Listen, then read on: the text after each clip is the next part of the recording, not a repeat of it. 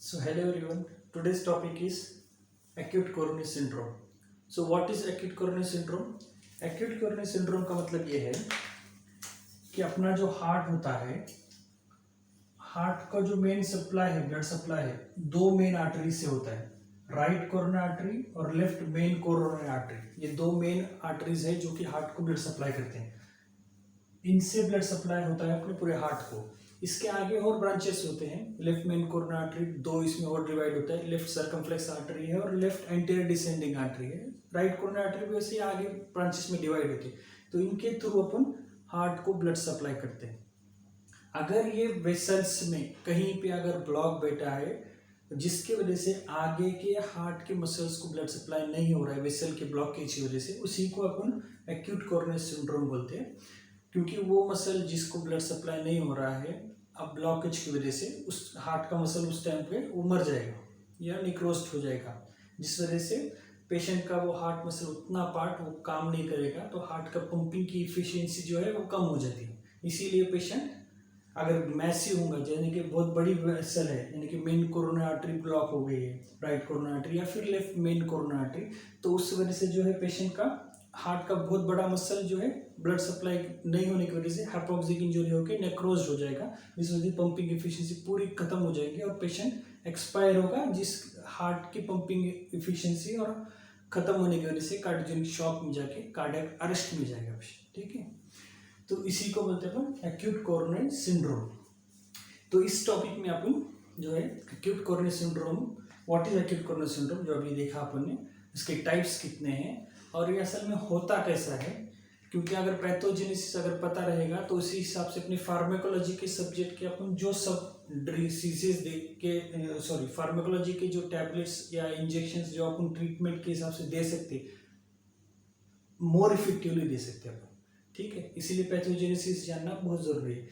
अपन इस टॉपिक में haemostasis topic में आपने बहुत सारा कवर किए थे, फिजियोलॉजी प्लस पैथोजेनेसिस और प्लस उसके बाद फार्मेकोलॉजी। उसी को अपन अप्लाई करेंगे अभी एक्यूट कोरोनरी सिंड्रोम डिसीज में। ठीक, मेन एक्यूट कोरोनरी सिंड्रोम में प्रॉब्लम जो है एथेरोस्क्लेरोसिस का है। एथेरोस्क्लेरोसिस का मतलब क्या है, वेसल जो है, वेसल के ऊपर फैट डिपोजिशन की वजह से प्लाक्स बन जाते हैं। ठीक है, तो वेसल जो है थोड़ी नैरो हो जाती और ये प्लाक्स बन जाते इसके ऊपर। ठीक है, ये जो अपन ने वेसल जो है यहाँ पे ऐसा वेसल बताया वाला है, वेसल में यहाँ पे प्लाक्स बना है। ठीक है, जैसे यहाँ पे बताया प्लाक्स डिपॉजिट होने की वजह से, फैट डिपॉजिट होने की वजह से एथेरोस्क्लेरोसिस पेशेंट्स में होता है ऐसे वेल्स में। जब ये प्लाक जब है थोड़ा बड़ा हो जाता है, थोड़ा बहुत कभी कभी रप्चर हो जाता है। रप्चर होने के बाद जो है इंजरी हो गई वेसल को। वेसल को इंजरी होने के बाद अपन हीमोस्टेसिस में देखा था कि जब भी वेसल में इंजरी होती है, इमीडिएटली हीमोस्टेसिस का जो मैकेनिज्म है वो एक्टिवेट होता है। उसमें प्राइमरी है, सेकेंडरी है और टर्शियरी है। प्राइमरी में क्या होता है, प्राइमरी में प्लेटलेट एक्टिवेशन होता है, जो कि प्लेटलेट जाके वेसल पे जहाँ पे इंजरी हुई तो वहाँ पे जाके चिपक जाते, अधेज हो जाते और साथ में फिर एग्रीगेट भी हो जाते, बहुत सारे प्लेटलेट एक जगह पे जमा हो जाते। और इससे पहला जो प्राइमरी हीमोस्टेसिस अचीव होता है। सेकेंडरी जो है, सेकेंडरी में कोआगुलेशन सिस्टम एक्टिवेट होता है, जिसमें clotting factors main role play करते हैं। क्लॉटिंग फैक्टर्स क्या करते हैं, उनका एंड प्रोडक्ट जो है फाइब्रिन बनाते हैं। फाइब्रिन जो है सीमेंट जैसा काम करता है। वेसल में इंजरी होने के बाद प्लेटलेट का जो प्लग बना था उसके ऊपर फाइब्रिन जाके बैठ के सीमेंटिंग जैसा काम करता है, जिससे प्लग मजबूत हो जाता है और जो ब्लीडिंग है वो रुक जाती है। उसके बाद अब टर्शियरी रोल आता है, जब वेसल हील हो गई, वेसल हील होने के बाद जो है टर्शियरी मैकेनिज्म एक्टिवेट होता है, जिसमें जो फाइब्रिन जो है उसको अब डिग्रेड करना पड़ेगा, क्योंकि वो प्लग जो है इसकी जरूरत नहीं ना। अब जैसे कि अब ब्लीडिंग अगर रुक गई है तो पेशेंट हील भी हो वेसल, तो अब इस टाइम पे अपने को ब्लीडिंग तो हो नहीं रही है और क्लॉट जो बने वाला है उसको डिसॉल्व भी करना है। तो वो डिसॉल्व करने के लिए टर्शियरी एक्टिवेट होता है सिस्टम, टर्शियरी स्टेप। और उसमें जो है प्लाज्मिनोजन से प्लाज्मीन बनता है। प्लाज्मीन क्या करता है, फाइब्रिन को डिग्रेड करके फाइब्रिनोज एफडीपी बनाता है, फाइब्रिन डिग्रेडेबल प्रोडक्ट्स, जिससे वो जो क्लॉट बना था वो डिसॉल्व हो जाता है। ठीक है, इस हिसाब से अपने हीमोस्टेसिस मैकेनिज्म काम करता है। वही चीज अब यहाँ पे होती है कि जब ये प्लाक जो है ये रप्चर होता है, जो नॉर्मली जो बना था एक एथेरोस्क्लेरोसिस पेशेंट के अंदर, वेसल के अंदर जो बना था, वो प्लाक अगर कभी रप्चर हो गया किसी वजह से, प्रेशर बढ़ने की वजह से या किसी भी वजह से, तो उस टाइम पे जो है वहाँ पे ऑटोमेटिक क्लॉट बनता है प्राइमरी सेकेंडरी हीमोस्टेसिस के हिसाब से, प्लेटलेट एडेज हो जाते हैं और वहाँ पे एक क्लॉट बना जाता है। उसके बाद फाइब्रिन आके उसके ऊपर बैठ जाता है और क्लॉट जितना बड़ा होगा उतना ज़्यादा आगे का ब्लड सप्लाई बंद होगा। अगर बहुत कम है, थोड़ा सा क्लॉट अगर बना है और तो फ्लो डिक्रीज होता है लेकिन पूरा बंद नहीं होता है। थोड़ा सा बंद होने की वजह से आगे के ब्लड सप्लाई जो है, आगे के जो मसल्स है उनको ब्लड सप्लाई थोड़ा हैम्पर्ड होता है, लेकिन अभी मसल्स मरते नहीं है, हाइपोक्सिक इंजरी होती नहीं है, नेक्रोज होते नहीं है। तो ऐसे टाइम पे अपन बोलते हैं अनस्टेबल एंजाइना, जहाँ पे प्लाक रप्चर हो चुका है, एक क्लॉट बन चुका है, प्लेटलेट एग्रीगेट हो चुके हैं, वहाँ पे अधेस्ट और एग्रीगेट हो चुके हैं, फाइब्रिन बनना चालू हो गया है, लेकिन जो ब्लॉक है वो उतना बड़ा नहीं है, ब्लड सप्लाई कम किया है, लेकिन अभी सेल्स को इंजरी नहीं हुई है, हाइपोक्सिक इंजरी और परमानेंट डैमेज नेक्रोज नहीं हुए सेल्स। इस टाइम पे बोलेंगे अनस्टेबल एंजाइना। अगर उसी जगह पे अगर ये क्लॉट जो बना था प्लाक रप्चर होने की वजह से अगर बहुत बड़ा है, तो सिग्निफिकेंट ब्लड फ्लो आगे के वेसल के आगे मसल्स को होने वाला ब्लॉक हो जाता है, सिग्निफिकेंट फ्लो जो है डिक्रीज होता है, जिससे हार्ट के मसल्स मरना चालू हो जाते हैं, नेक्रोज होना चालू हो जाते हैं हाइपोक्सिक इंजरी की वजह से। वैसे टाइम पे हार्ट मसल्स मरने की वजह से ट्रोपोनिन जो है कार्डियक मार्कर है वो उसमें से बाहर निकलता है, जो कि फिर ब्लड में सर्कुलेट होता है और यही बढ़ के मिलता है तुमको। इसी वजह से तुम वो ब्लड में चेक करते हैं, जब भी तुमको एमआई चेक करना होता है पेशेंट में, तो ब्लड फ्लो सिग्निफिकेंट होने की वजह से हाइपोक्सिक इंजरी होकर मसल्स मरते हैं, उस टाइम पे एनस्टेमी बोलते हैं। लेकिन इसी में तभी भी थोड़ा सा ब्लड फ्लो चालू होता है। फाइनली ऐसा क्लॉट अगर बन गया जिससे पूरा वेसल ब्लॉक हो चुका है, प्लाक था, प्लाक रप्चर हुआ, क्लॉट बना, प्लेटलेट एग्रीगेट एडेशन की वजह से उसके ऊपर सीमेंटिंग मटेरियल जो है फाइब्रिन आके बैठा है सेकेंडरी में हीमोस्टेसिस की वजह से, जिससे क्लॉट जो इतना बड़ा बना कि पूरी वेसल को ब्लॉक कर दिया, जिससे आगे देयर इज नो फ्लो। तो ये सबसे ज़्यादा डेंजरस है क्योंकि इसके आगे कोई भी फ्लो नहीं है, इसी को अपन स्टेमी बोलते हैं। और जिसमें ब्लड फ्लो आगे होता नहीं है, ये सबसे ज़्यादा डेंजरस होता है, इमीडिएटली पेशेंट एक्सपायर हो सकता है। जितनी बड़ी वेसल इन्वॉल्व है इसमें उतने जल्दी पेशेंट एक्सपायर हो जाता है। अगर राइट मेन कोरोनरी या लेफ्ट मेन कोरोनरी, ये बहुत बड़े वेसल्स हैं जो कि मेन पार्ट को हार्ट की ब्लड सप्लाई करते हैं, अगर ब्लॉक हो रहे हैं तो पेशेंट को तो इमीडिएटली एक्सपायर हो सकता है पेशेंट, क्योंकि हार्ट के मसल नेक्रोज हो जाएंगे।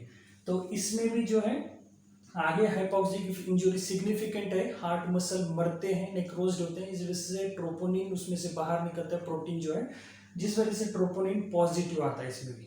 ठीक है, स्टेमी पेशेंट में और अनस्टेमी पेशेंट में हार्ट मसल्स मरते हैं, जिस वजह से ट्रोपोनिन पॉजिटिव आता है, क्योंकि हार्ट मसल्स के अंदर से ट्रोपोनिन रिलीज होता है जो कि प्रोटीन है, उसी को अपन ब्लड टेस्ट में चेक करते हैं, तो ट्रोपोनिन पॉजिटिव आता है स्टेमी और एनस्टेमी में। अनस्टेबल एंजाइना में हार्ट के आगे का ब्लड सप्लाई जो है मसल को डिक्रीज हुआ है, लेकिन हाइपोक्सिक इंजरी नहीं हुई है, पर नेक्रोज सेल्स नहीं हुए हैं मसल्स के, जिस वजह से सेल्स नहीं मरते हैं, और अनस्टेबल एंजाइना में इसी वजह से ट्रोपोई नेगेटिव आता है। ठीक है, ये क्लासिकल फीचर है अनस्टेबल एंजाइना का। तो इसी हिसाब से अपने एक्यूट कोरोनरी सिंड्रोम के जो है 3 टाइप्स है। पहले जब था ओल्ड टर्म था मायोकार्डियल इंफार्क्शन कहते थे अपन, जहाँ पे ब्लड वेसल्स के अंदर ब्लॉक बैठा होगा, हार्ट के ब्लड वेसल्स के अंदर ब्लॉक बैठा होगा, तो उसको मायोकार्डियल इंफार्क्शन बोलते थे। लेकिन अभी आजकल नई टर्म है उसमें एक्यूट कोरोनरी सिंड्रोम, जिसमें जो है उन्होंने 3 टाइप्स में उसको डिवाइड किया है, जिसमें पूरा ब्लॉक अगर होगा तो मैसिव है और इमीडिएट ट्रीटमेंट लगेगा, उसी को स्टेमी बोलते हैं। ये डिवाइड किया अपन ST एलिवेशन MI है ये, और दूसरा है एन स्टेमी, जिसमें नॉन ST एलिवेशन MI होता है, जिसमें पार्शियल फ्लो होता है लेकिन सिग्निफिकेंटली डिक्रीज्ड है, जिस वजह से हाइपोक्सिक इंजरी के सेल्स मरते हैं, इसमें ट्रोपोई पॉजिटिव आता है। अनस्टेबल एंजाइना में जो है ब्लड सप्लाई डिक्रीज्ड है लेकिन हाइपोक्सिक इंजरी नहीं हुई है, सेल्स नहीं मरे हैं, ट्रोपोई नेगेटिव आता है। इसमें जो है ECG में जो है नॉर्मल भी आ सकती है, एसटीटी चेंजेस भी हो सकते हैं। तो कमिंग टू असल में तुम तीनों को कैसे डिवाइड करते हैं? तीनों को डिवाइड करते हैं तीन चीज़ों पे। एक हिस्ट्री है, ईसीजी है और कार्डियक मार्कर्स के ऊपर डिसाइड होता है। हिस्ट्री में तीनों में भी चेस्ट पेन कहना चाहिए पेशेंट ने, चेस्ट पेन के साथ पेशेंट आता है, और heart related cardiac originating chest pain type अपने को होना चाहिए ऐसा, क्यों बाकी के रोल आउट भी होना चाहिए कॉजेस, ठीक है। क्योंकि चेस्ट पेन का कॉज सिर्फ एक नहीं होता है, बहुत सारे हैं। क्योंकि चेस्ट के अंदर ऑर्गन्स कौन से हैं? हार्ट है, लंग है, इसोफेगस है, aorta है, ये तो कॉमन है, और बहुत सारे ऑर्गन्स है जो कि जिसकी वजह से पेशेंट को चेस्ट पेन हो सकता है। तो जनरली अगर चेस्ट पेन के पेशेंट को अप्रोच करना है तो तुम कैसे कर सकते हो इसमें?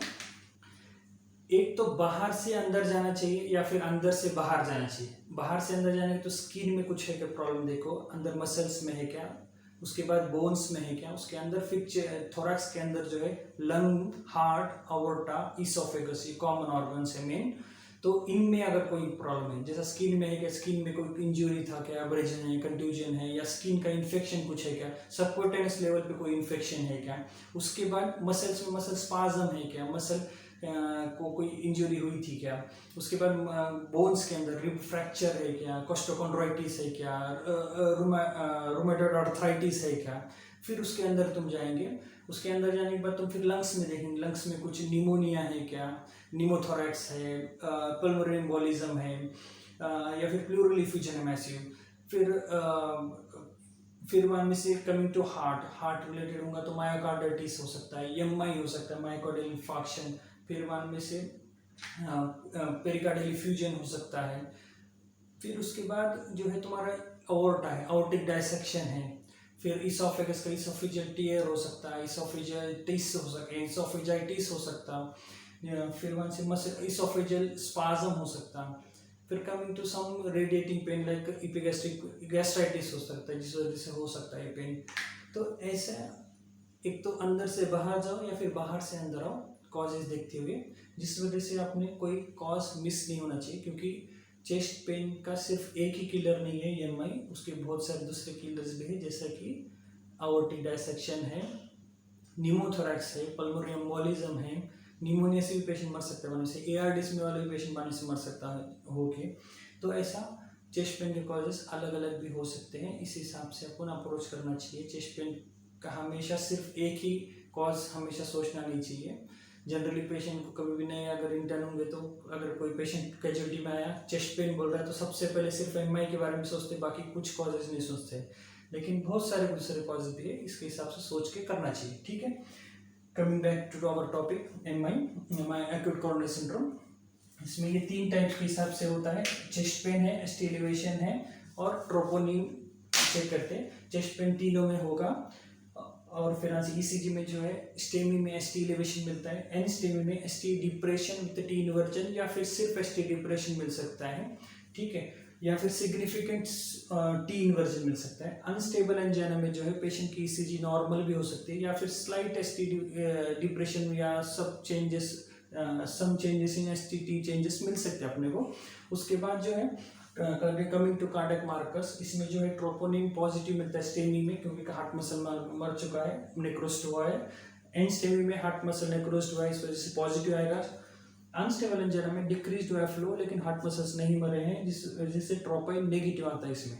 तो इस हिसाब से अपन तीन इसमें डिवाइड करते हैं। तीन इसमें डिवाइड करना क्यों इंपॉर्टेंट है? क्योंकि अलग अलग इनका मैनेजमेंट चेंज हो जाता है, और इसकी सीवियरिटी भी चेंज होती है, और अपने को एक्शन जो लेना है वो भी चेंज हो जाता है। क्योंकि स्टेमी सबसे ज़्यादा डेंजरस है, इस वजह से इमीडिएट ट्रीटमेंट लगता है इसमें। तो कमिंग टू ट्रीटमेंट, कभी भी कोई भी पेशेंट आया, चेस्ट पेन हो या कोई भी हो, पेशेंट को हमेशा अप्रोच ABCDE के हिसाब से करना चाहिए। क्योंकि पहले किलर्स जो है पहले उसको आइडेंटिफाई करके इमीडिएटली उसको ट्रीटमेंट देना चाहिए। अगर डिले हो गया उसमें ट्रीटमेंट देने में, तो पेशेंट वो इमीडिएट जो कॉज था जिसको ट्रीटमेंट नहीं दिया अपन ने, उस कॉज की वजह से मर सकता है पेशेंट, ठीक है। इसलिए डायग्नोस करने में गड़बड़ नहीं करना है, इमीडिएटली पहले किलर्स जिस वजह से पेशेंट मर सकता है उनको पहले रूल आउट करके इमीडिएटली उसकी ट्रीटमेंट देके पेशेंट को स्टेबलाइज करके आगे डायग्नोस तक पहुंचना होता है, ठीक है। इसलिए ABCD अप्रोच है। तो एबीसीडी अप्रोच में airway, breathing, circulation, disability, exposure होता है। एयरवे का मतलब पैसेज है लंग्स तक पहुंचने तक का, ब्रीदिंग में लंग्स का देखते हैं, रेस्पिरेटरी सिस्टम में, सर्कुलेशन में कार्डियोवास्कुलर सिस्टम देखते हैं, डिसेबिलिटी में सीएनएस इन्वॉल्वमेंट है ज़्यादा, और एक्सपोजर में पूरी बॉडी को एक्सपोज करके देखते हैं कहीं पे कुछ है क्या। तो इस हिसाब से जहाँ पे ऑक्सीजन की जरूरत है ऑक्सीजन सप्लाई करेंगे। अगर पेशेंट का एयरवे कॉम्प्रोमाइज है तो इमीडिएटली इंट्यूबेट करना पड़ेगा। फिर बाद में से सर्कुलेशन में अगर बीपी कम है तो बीपी के लिए, अगर कार्डियोनिक शॉक में पेशेंट को तो फिर उसी हिसाब से ट्रीट करना पड़ेगा। अगर हाइपोवोलेमिक शॉक में तो फ्लूइड देना पड़ेगा। तो इस हिसाब से पेशेंट को अप्रोच करते हुए एबीसीडी को स्टेबलाइज करें, वाइटल्स को स्टेबलाइज करने के बाद फिर इसका मेन ट्रीटमेंट जो आता है, अगर पेशेंट को स्टेमी आ रहा है तीनों चीज़ों में बैठने की वजह से, ऐसे स्टेमी पेशेंट में इमीडिएटली पहले लोडिंग डोज देते हैं एंटीप्लेटलेट्स का, जिसमें एस्पिरिन, क्लोपिडोग्रेल जनरली देते हैं 325 mg और 300 mg, और बाद से उसका मेंटेनेंस डोज चालू करते हैं। तो एंटीप्लेटलेट्स मेन क्यों दे हैं? क्योंकि वेसल जब इंजरी हो गई थी प्लाक रप्चर होने की वजह से, तो क्या जमा था सबसे पहले वहाँ पे? प्लेटलेट्स। तो मेन तुम्हारा ही डिसीज में का प्रॉब्लम जो होता है पैथोजेनेसिस का, वो प्लेटलेट का एग्रीगेशन है, वहाँ पे एडेशन और एग्रीगेशन है। तो इस वजह से एंटीप्लेटलेट्स का रोल बहुत इंपॉर्टेंट है। इमीडिएटली तुमने टैबलेट देने के बाद इसका पेशेंट का सर्वाइवल रेट बहुत बढ़ जाता है, मॉर्टेलिटी रेट बहुत कम हो जाता है इमीडिएट देने की वजह से प्लेटलेट्स, एंटीप्लेटलेट्स। तो ये ओरली देते हैं इमीडिएटली लोडिंग डोज में। लोडिंग डोज जो है हाई डोज है 325 mg एस्पिरिन और क्लोपिडोग्रेल का 300 mg। उसके बाद फर्स्ट एंटीप्लेटलेट्स देने के बाद, स्टेबलाइज करने के बाद, साथ में पेन मेडिकेशन भी देंगे अपन इसके, मॉर्फिन देते हैं या नाइट्रेट्स देते हैं सबलिंगुअली। तो ऐसे पहले स्टार्टिंग में देने के बाद इमीडिएटली जो मेन ट्रीटमेंट है स्टेमी पेशेंट की, वो है एंजियोग्राफी प्लस एंजियोप्लास्टी, जो कि कार्डियोलॉजिस्ट करता है कैथ लैब में। ठीक है, तो ऐसे पेशेंट में जहाँ पे स्टेमी अपने को डायग्नोज मिला है, इमीडिएटली लोडिंग डोज दिया एबीसीडी मेंटेन करने के बाद, और पेन के लिए मॉर्फिन या फिर नाइट्रेट्स दिया। इमीडिएटली पेशेंट अगर वहाँ पे कार्डियोलॉजिस्ट अवेलेबल है तो एंजियोग्राफी करके एंजियोप्लास्टी करना है। तो बेस्ट ट्रीटमेंट जो है इसकी स्टेमी की एंजियोग्राफी प्लस एंजियोप्लास्टी है। तो ऐसे टाइम पे जो है ना, तुमको अवेलेबल होना चाहिए कार्डियोलॉजिस्ट और कैथ लैब। अगर ये अवेलेबल नहीं है तो सेकंड बेस्ट ऑप्शन है तुम्हारा थ्रोम्बोलाइसिस। अब थ्रोम्बोलाइटिस देखिए, थ्रोम्बोलाइसिस कैसे करेंगे तुम? स्ट्रेप्टोकाइनेस जनरली देते हैं, अल्टीप्लेस्ट एंटीप्लेस्ट भी दूसरा ऑप्शन है तुम्हारे पास। इससे थ्रोम्बोलाइसिस करते हैं पेशेंट को अगर कार्डियोलॉजिस्ट अवेलेबल नहीं है और स्टेमी का पेशेंट है। क्योंकि थ्रोम्बोलाइटिस कैसे काम करते हैं? फाइब्रिन जो बना था उसको डिग्रेड करते हो। ठीक है, क्योंकि पहला हीमोस्टेसिस का मैकेनिज्म क्या था? प्लेटलेट था, दूसरा फाइब्रिन बना था। तो फाइब्रिन को डिग्रेड करके एफडीपी बना के जो थ्रोम्बोलाइटिक्स इमीडिएटली वो डिसॉल्व कर सकते क्लॉट को। ठीक है, तो और इसके बाद सेकंड बेस्ट ऑप्शन क्या था? अगर एंजियोग्राफी एंजियोप्लास्टी नहीं तो थ्रोम्बोलाइटिस था। उसके बाद अगर ये जो भी अपन दोनों में से एक ऑप्शन देने के बाद, उसके बाद तीसरा जो है एंटीकोगुलेंट्स भी इसमें लगाते हैं, लो मॉलिक्यूलर वेट हेपेरिन या फिर हेपेरिन लगाते हैं, एनोक्सापिरिन कॉमनली दे रहे हैं। तो एंटीप्लेटलेट्स, थ्रोम्बोलाइटिक्स और एंटीकोगुलेंट्स तीनों भी जो कि अपने पास क्लॉट डिसॉल्विंग के लिए, इन्फार्क्ट डिसॉल्व करने के लिए जो ट्रीटमेंट है फार्माकोलॉजी सब्जेक्ट में, वो तीनों भी जनरली स्टेमी पेशेंट में यूज होते हैं। ठीक है, अगर एंजियोग्राफी एंजियोप्लास्टी नहीं हो रही है तो। ठीक है, नहीं तो फिर ये दोनों तो जाएंगे।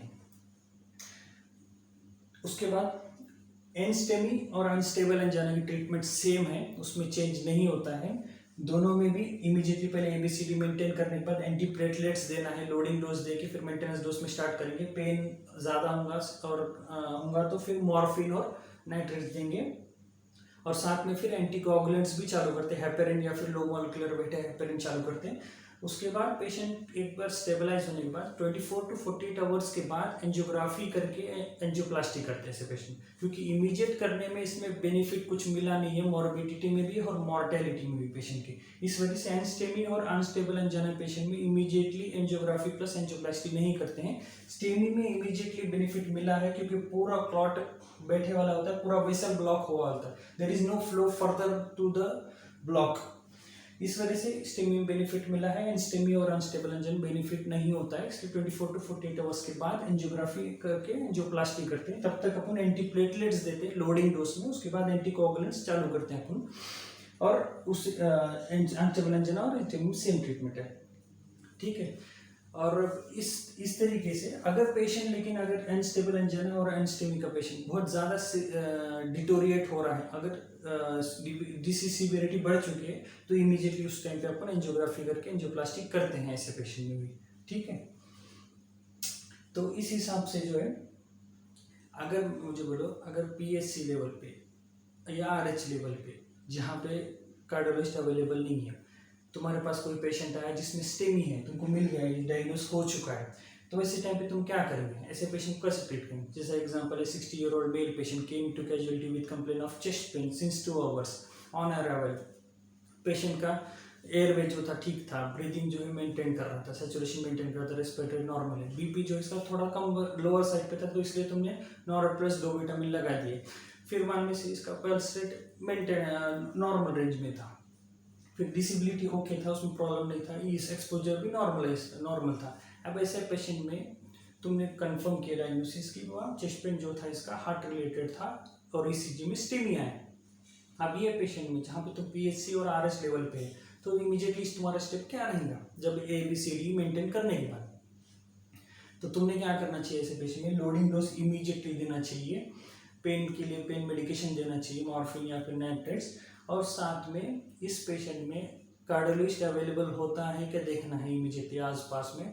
अगर नहीं हो रहा है तो तुम थ्रोम्बोलाइज कर देंगे पेशेंट, थ्रोम्बोलाइज करने के बाद फिर एंटीकोगुलेंट्स तुम चालू करेंगे ऐसे पेशेंट। ठीक है, और अगर बेस्ट ऑप्शन क्या था, लेकिन एंजियोग्राफी प्लस एंजियोप्लास्टी, तो इमीडिएटली असल में तो एंजियोग्राफी एंजियोप्लास्टी करना चाहिए ऐसे पेशेंट में। और अगर तुम हाइयर सेंटर लेवल पे है, तो तुम लोडिंग डोज का एंटीप्लेटलेट्स देंगे, एंजियोग्राफी प्लस एंजियोप्लास्टी करेंगे और फिर एंटीकोगुलेंट्स चालू करेंगे पेशेंट में। और अगर अनस्टेमी और अनस्टेबल एंजाइना के पेशेंट है, तो तुम तो लोडिंग डोज देके एंटीप्लेटलेट्स का एंटीकोगुलेंट्स देके पेशेंट को आईसीयू में एडमिट करेंगे, पेशेंट को स्टेबलाइज करते रहेंगे, उसके बाद 24 to 48 आवर्स के बाद पेशेंट की एंजियोग्राफी करके एंजियोप्लास्टी कर सकते हैं। तो मुझे बताओ, ये इसमें डिसीज में acute coronary syndrome main problem कहाँ पे था? मेन प्रॉब्लम एथेरोस्क्लेरोसिस था, जिसने शुरुआत की थी पूरी इसकी। इस वजह से इसमें पेशेंट्स में भले ही तुमने एंजियोग्राफी एंजियोप्लास्टी किया, जहाँ पे ब्लॉक था तुमने बिठा दिया, लेकिन एक बार कहीं पे अगर एथेरोस्क्लेरोसिस का प्लाक बना है, इसका मतलब वेसल में कहीं और भी बना है, जिस वजह से पेशेंट को वापस एमआई हो सकता। ठीक है, तो एंजियोग्राफी एंजियोप्लास्टी हुए बराबर इसका मतलब ये नहीं होता कि पेशेंट को बाद में से कभी क्लॉट नहीं बैठने वाले या इन्फार्क्ट नहीं बैठने वाला है। Main treatment in the and आता है एंटीप्लेटलेट्स पे ही, और क्योंकि अगला क्लॉट बनना नहीं, और दूसरा ये प्लाक को रिजॉल्व करने के लिए देना होता है, यानी कि तुम्हारे डाइटरी चेंजेस करना होता है, पेशेंट का एक्सरसाइज है, लो फैट डाइट है, और साथ में फिर यहाँ से स्टैटिन्स देना है, लो लिपिड लोअरिंग ड्रग्स देना है, तुम्हारा हैबिट सही होना चाहिए। तो क्योंकि एथेरोस्क्लेरोसिस मेन प्रॉब्लम है, तो एथेरोस्क्लेरोसिस को तुमको कम करना होता है। ठीक है, okay, like this we will conclude our topic acute coronary syndrome and its types and its treatment. Thank you.